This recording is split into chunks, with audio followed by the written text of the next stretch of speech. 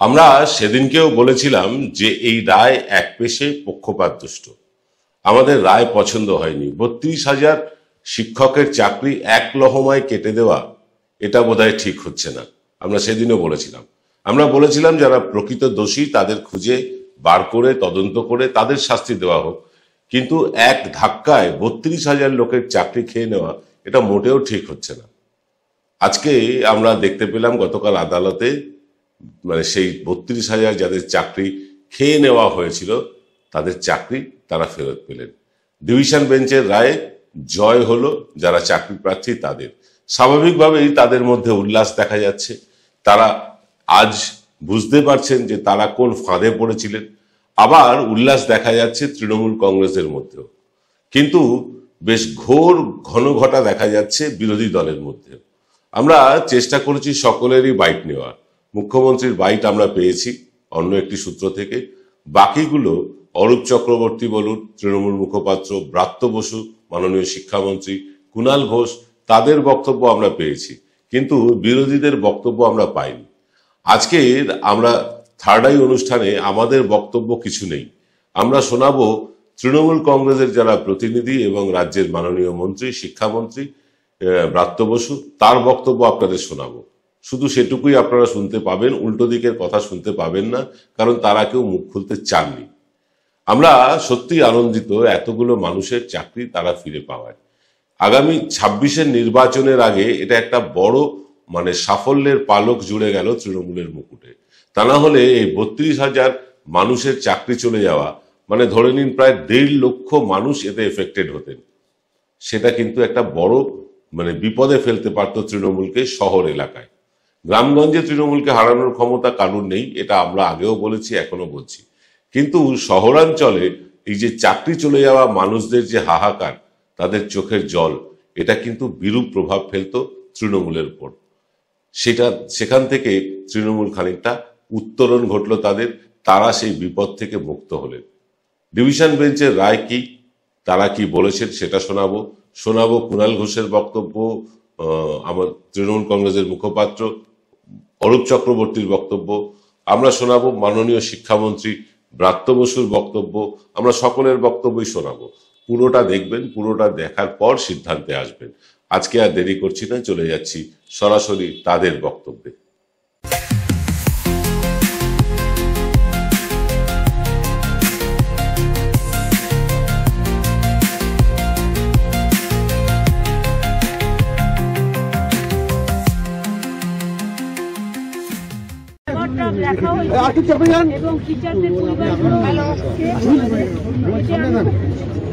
অভিজিৎ গাঙ্গুলি সেই সময় এই রায়টি দিয়েছে।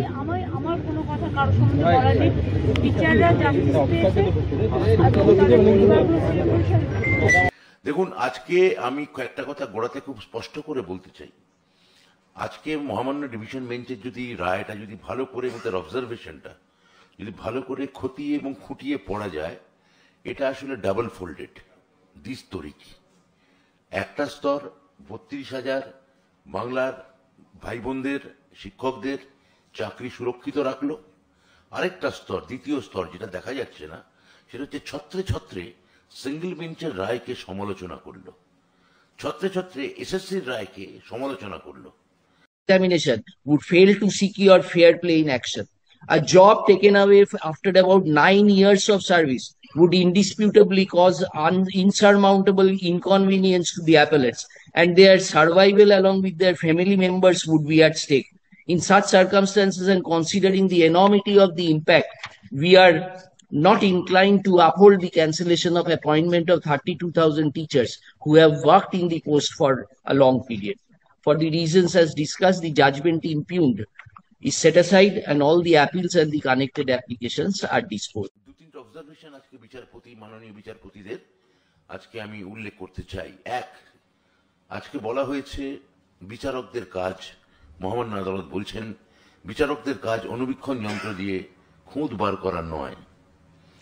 দুই, আমরা বিচারকরা কেউ মধ্যযুগের নাইট নই যে ছদ্মবেশে মাথায় হেলমেট পরে রাতের অন্ধকারে সমাজের ভালো মন্দ খুঁজতে বেরোবো। তিন, আমাদের কখনোই অতি সক্রিয় হওয়া উচিত নয়। চার, এতদিন পরে তাদের উপর নতুন করে পরীক্ষা চাপানো যায় না। এতদিন পরে তাদের উপর নতুন করে পরীক্ষা চাপানো যায় না। সকলকে, সমস্ত পরিবারকে যে ভয়াবহ অপমান করা হয় এই যদি চাকরি খাবার পরে, তার দায় কি সমাজ নেবে? এইটা আজকে ডিভিশন বেঞ্চের মাননীয় বিচারপতিরা খুব সুন্দর করে, অত্যন্ত প্রাঞ্জলভাবে বুঝিয়ে দিয়েছেন যে একদিকে তারা যেমন 32,000-এর চাকরি সুরক্ষিত রাখলেন, দ্বিতীয়ত বিচারপতিদের একটা অংশ কিভাবে, যেটা অরূপ বলেছে, আমি পরিষ্কারভাবে বলতে চাই, সিঙ্গেল বেঞ্চের যে জাজমেন্ট ছিল, আমি একটু আগে বিকাশ ভবনে বলেছি তার পেছনে বায়াস ছিল কিনা, রাজনৈতিক উদ্দেশ্য ছিল কিনা, রাজনৈতিক অভিসন্ধি ছিল কিনা, এবং রাজনৈতিক উচ্চাকাঙ্ক্ষা ছিল কিনা। 26,000-এর চাকরি গেল, আপনি এমপি হলেন, চাকরি খাওয়ার বিনিময়ে কি আপনি এমপি হলেন? চাকরি খেয়েছেন বলে আপনি কি তাহলে ভগবান হলেন? ভগবান, তারপর দেখা গেল ভগবান তার জুব্বা ছাড়লেন, এখন ভগবান নিদ্রা গিয়েছেন, গোলযোগ সইতে পারেন না, কথা বলো না, চুপ, কেউ শব্দ করো না। এই যে আমি কথা বলবো, আমি ভগবান, বাকি সব চুপ করে থাকবে, বাকি আমি যা বলবো তা মেনে নেবে, কেননা সমাজ নায়ক খুঁজছে, সমাজের নায়ক চাই। সমাজে যদি নায়ক না হয় সমাজের কষ্ট হয়। তো search for a new hero, এই যে search for a new hero, এই হিরো যে আসলে কতটা ভিলেন হতে পারে, হিরো এবং ভিলেনের যে আসলে একই মুদ্রার এপিটোপিট, অবিকল ওই শোলে সিনেমার একটি মুদ্রার মতো, সেটা আজকের রায়ে সেটা প্রমাণিত হচ্ছে। ভগবান শয়তানে পরিণত হয়েছেন, হিরো ভিলেনে পরিণত হয়েছেন। আজকে মাননীয় বিচারপতিদের রায় থেকে এবং অবজারভেশন থেকে সেটা পরিষ্কার ছত্রে ছত্রে বোঝা যাচ্ছে। আমি আমার দলীয় প্ল্যাটফর্ম থেকে যেটা বলতে পারি, যে পক্ষপাত, যে 26,000 এসএসসি চাকরির হারাদের প্রতি আপনারা দেখালেন, আমাদের কাজ হচ্ছে, এখন আমাদের 32,000 চাকরি সুরক্ষিত থাকলো, এখন আমাদের কাজ হচ্ছে দলীয় স্তরে মন্ত্রক এবং এসএসসি যাতে স্বচ্ছতার সঙ্গে মেধার ভিত্তিতে এই 26,000-এর হাতে আবার যাতে নতুন করে মাথা উঁচু করে সমাজে যেতে তারা দাঁড়াতে পারে, তাদের পরিবারের ওপর বিচারপতিদের ভাষায় যে অপমান করা হয়েছে, সেই অপমানের যাতে আবার পুনরুদ্ধার হয়, তারা যাতে মাথা উঁচু করে সগর্বে আবার স্কুলে যেতে পারেন, সেটাকে মাননীয় মুখ্যমন্ত্রীর প্রতিনিধি হিসেবে, মমতা বন্দ্যোপাধ্যায়ের প্রতিনিধি হিসেবে, আমাদের দলনেতা অভিষেক বন্দ্যোপাধ্যায়ের প্রতিনিধি হিসেবে আমি দলীয় স্তরেও সেটা আমি মন্ত্রককে বলবো, সেটা যেন সুনিশ্চিত করে। আমরা পরবর্তী বক্তব্যে যাব, কিন্তু তার আগে নিয়ে নিতে হবে ছোট্ট একটা বিরতি। ফিরছি বিরতির পর। জয়গুরু রত্নভান্ডার জ্যোতিষ সেবা, এখানে গোল্ড মেডেলিস্ট জ্যোতিষী বসেন। হাই কোয়ালিটির আসল গ্রহরত্ন সবচেয়ে কম দামে এখানে পাওয়া যায়। স্থান বেলঘড়িয়া, রানী পার্ক, বটতলা, 2 নম্বর রেলগেটের নিকটে। 9681345722 এবং 9007778922। এবার সাধ্যের মধ্যেই হবে মধ্যবিত্তের স্বাদ পূরণ। নতুন বাড়ি, নতুন স্বপ্ন, সুখের নতুন অধ্যায় শুরু হোক এই উৎসবে। Ashoka group, রিডিফাইনিং realty. ফোন করুন 9163502850। Found Kolkata's first ever sweet shop serving so unique items like Dab Malai Curry, Motichur Truffle, Gajor Borfi, Dab Kalakand, and I had to try them. শুধু তাই নয়, শক্তিগড়ের ল্যাংচা, বর্ধমানের সীতাভোগ, মালদার পোস্তকদম, বহরমপুরের ছানা বড়া, এগুলো সবকিছু খেতে হলে আর এত দূরে যেতে হবে না। সুন্দরিনী ন্যাচারালসে পেয়ে যাবে পশ্চিমবঙ্গের বিখ্যাত 10টা জেলার মিষ্টি all under the same roof. এদের বেস্ট সেলার্স কচি ডাবের শাঁস দিয়ে বানানো ডাব মালাইকারি আর কলা পাতায় মোড়া গুড়ের সন্দেশ পাতুরি আর মাস্ট ট্রাই। মাননীয় শিক্ষামন্ত্রী তার বক্তব্য জানিয়েছেন, আদালত এবং বিচার ব্যবস্থার উপর আমাদের আস্থা আছে এবং যে শিক্ষকদের চাকরি কেড়ে নিতে চাইছিল কিছু লোক, একটা র্যাকেট যারা কেড়ে নিতে চাইছিল, তাদের প্রত্যেককে শুভেচ্ছা, তাদের চাকরি বহাল থাকার জন্য। এবং পশ্চিমবঙ্গ সরকার, মাননীয় মুখ্যমন্ত্রী, মাননীয় শিক্ষামন্ত্রী আপনাদের পাশে ছিলেন, আছেন, থাকবেন। কলকাতা হাইকোর্ট যে রায় দিয়েছেন, আমরা পরিষ্কারভাবে বলছি যে এবার কিন্তু যে বিচারপতি যিনি রায় দিয়েছিলেন এই যে চাকরি খাওয়ার রাজনীতি, মানুষ এবার চোখের উপর দেখে নিন যে চাকরি খাওয়ার রাজনীতিটা কারা করেছে। কিছু বাম, কিছু রাম, কিছু কংগ্রেসের আইনজীবী, তার সঙ্গে কিছু রাজনীতিবিদ, এবং দুর্ভাগ্যজনক হলেও এটা দেখা গিয়েছে যে পক্ষপাত দুষ্ট বিচারপতি। হাইকোর্টের আমরা সম্মান জানাই, কিন্তু একজন দুজনের ভূমিকা সম্পর্কে প্রশ্ন থাকে। তো এদের এই চাকরি খাওয়ার রাজনীতি, আমরা বারবার বলছি, যদি কোথাও কোনো কেসে কোনো অনিয়ম, কোনো ত্রুটি, কোনো অসামঞ্জস্য, কোনো দুর্নীতির অভিযোগ থাকে, সেখানে তদন্ত হোক, যথাযথ ব্যবস্থা হোক, সেখানে তৃণমূল কংগ্রেস কোনো অবস্থায় নাক গলাবে না।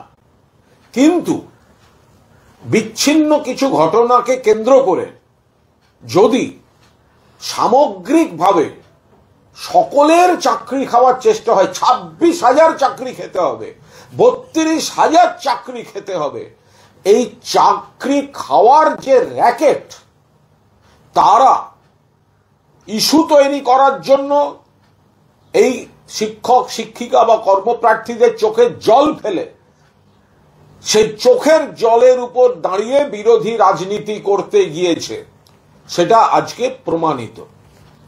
যদি কেউ কোনো নির্দিষ্টভাবে কোনো অন্যায় করে থাকেন, বা ভুল হয়ে থাকে, বা অসামঞ্জস্য থাকে, সেই কেস তদন্ত হোক, সেই কেসে যা যা প্রশাসনিক বা আইনি ব্যবস্থা হবে হবে।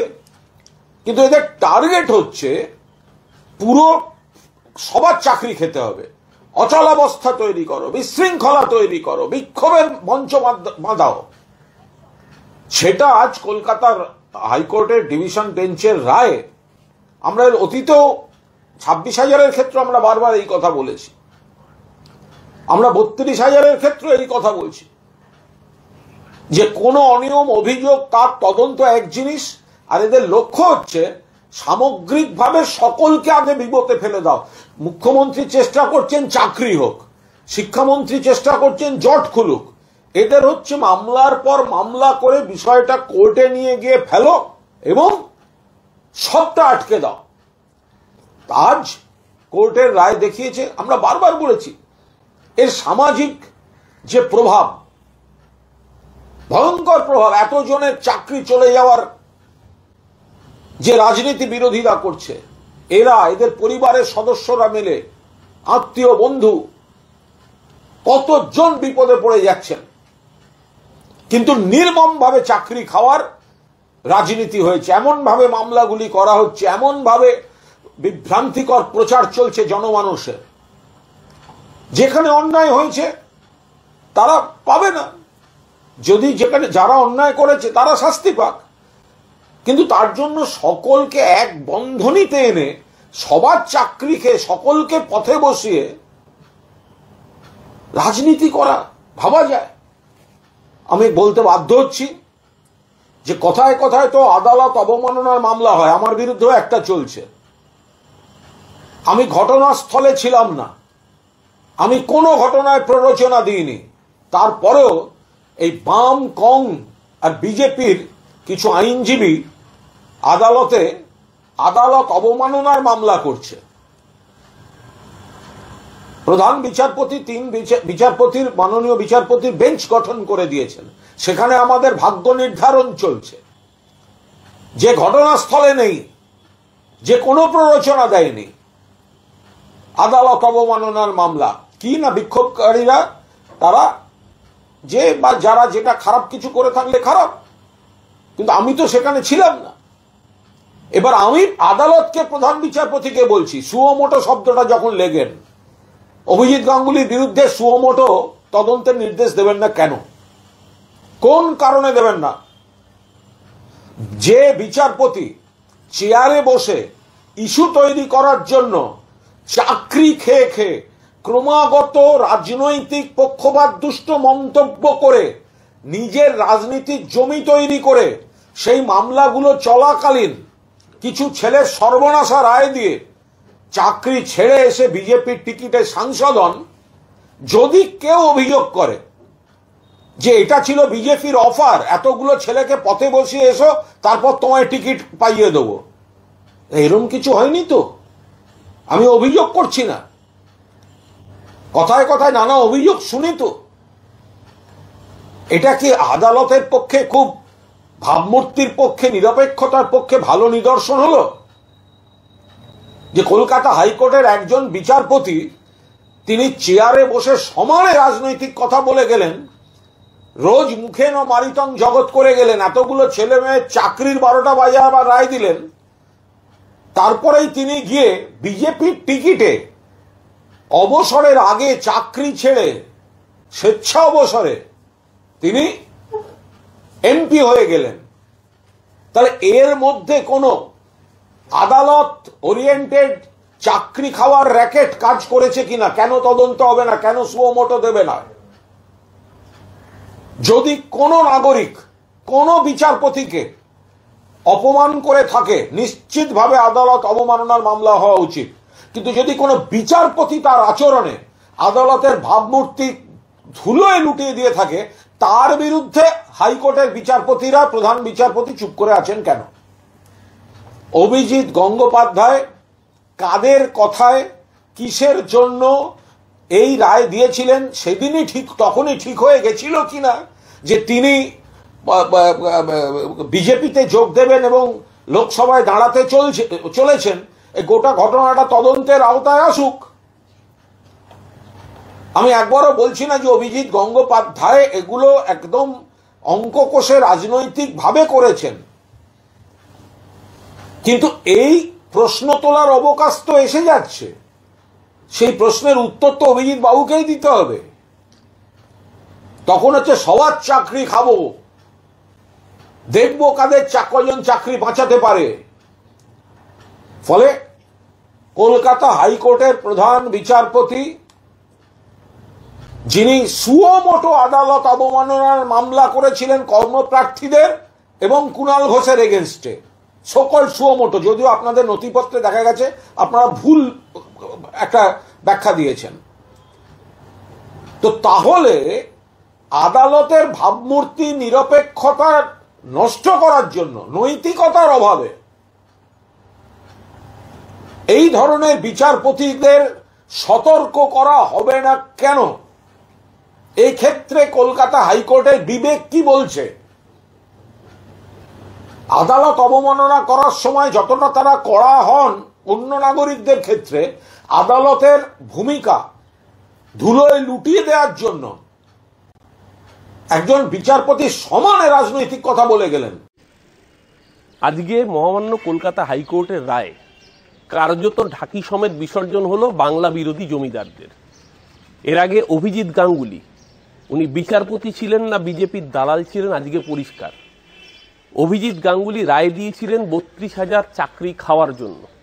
আজকে মহামান্য হাইকোর্টের রায়ে প্রমাণ হলো যে রাজ্যের নিয়োগ সঠিকভাবে হয়েছিল। শুধু তাই নয়, এই রামবামের অতৃপ্ত যৌথ প্রেতাত্মা, এই কাকচিল শকুনরা ওত পেতে বসেছিল নির্বাচনের আগে চাকরি খেয়ে বাংলার যুবক যুবতীদের, বাংলার শিক্ষিত সমাজকে, তাদের মেরুদণ্ডটাকে ধ্বংস করে দিতে। মহামান্য হাইকোর্টের রায়ে আজকে পরিষ্কার হয়ে গেল যে বাংলা বিরোধী জমিদারদের চক্রান্ত ব্যর্থ করে মমতা বন্দ্যোপাধ্যায়ের সরকারের আমলে যে চাকরি পেয়েছিল সেই চাকরি সঠিকভাবে তারা পেয়েছিলেন। কিন্তু রাজ্যব্যাপী দীর্ঘদিন ধরে এই যে একটা পরিকল্পিত প্রোপাগান্ডা চালানো হচ্ছিল, এ রাজ্যে শিক্ষার মেরুদণ্ড ভেঙে দেওয়ার যে চেষ্টা করা হয়েছিল, আজকের মহামান্য হাইকোর্টের রায় সমস্ত চক্রান্তকে ধ্বংস করে এই অতৃপ্ত প্রেতাত্মাদের গালে থাপ্পড় মেরে বাংলার মানুষ আজকে প্রমাণ করলো যে বাংলা উন্নয়নের পথে ছিল, আছে এবং আগামী দিনেও থাকবে। নির্বাচনের আগে এই চাকরি খেকোরা, এরপরও যদি এদের উচিত শিক্ষা না হয়, বাংলার মানুষ তাদের শিক্ষা দেওয়ার জন্য তৈরি থাকলো। যারা এতগুলো মানুষের চোখের জলের বিনিময়ে ভোট জিততে চেয়েছিল, বাংলার মানুষ তাদেরকে ক্ষমা করবে না। আপনারা শুনলেন প্রায় সকলের বক্তব্য, কিন্তু আমরা যারা আন্দোলন করেছিলেন তাদের কয়েকজনের বক্তব্য পেয়েছি। তারা এতটাই উচ্ছ্বসিত, এত আওয়াজ সেখানে আমরা কিছু শুনতেই পাইনি ঠিক মতো। কিন্তু এই যে যিনি রায় দিয়েছিলেন অভিজিৎ গাঙ্গুলি এবং যিনি মামলা করেছিলেন সিপিআইএম এর নেতা বা সিপিআইএম এর সাংসদ, তিনি বিকাশ ভট্টাচার্য, তার বক্তব্য পায়নি। প্রাক্তন বিচারপতি তথা বর্তমান সাংসদ, বিজেপির সাংসদ অভিজিৎ গাঙ্গুলি, তার বক্তব্য পায়নি। বিজেপি এবং সিপিএম এর এই জোড়াতালি দেওয়া একখানা অলিখিত গঠবন্ধন বা অলিখিত চাকরি খাওয়ার যে সিন্ডিকেট, সেই সিন্ডিকেটটা আজকে ভেঙে গেল। আমরা সত্যিই খুশি। আগামী দিনে আমি জানি না এই সিন্ডিকেট আবার সুপ্রিম কোর্টের দ্বারস্থ হবে কিনা, সুপ্রিম কোর্টে গিয়ে বলবে কিনা যে না এদের চাকরি খেতেই হবে, আমরা জানি না। লক্ষ্য রাখবো সেদিকে। কিন্তু নির্বাচনের আগে এরকম একটা ফাউল গেম বিজেপি বলুন, সিপিএম বলুন বা এই চাকরি খাওয়ার সিন্ডিকেটের লোকজন বলুন, এরা মনে হয় করবে না। আপনার কি মনে হয় কমেন্ট বক্সে লিখে জানান। বেলা এই পর্যন্ত। সকলে ভালো থাকবেন। দেখা হবে রাত 8টার এক্স ফ্যাক্টরে। নমস্কার।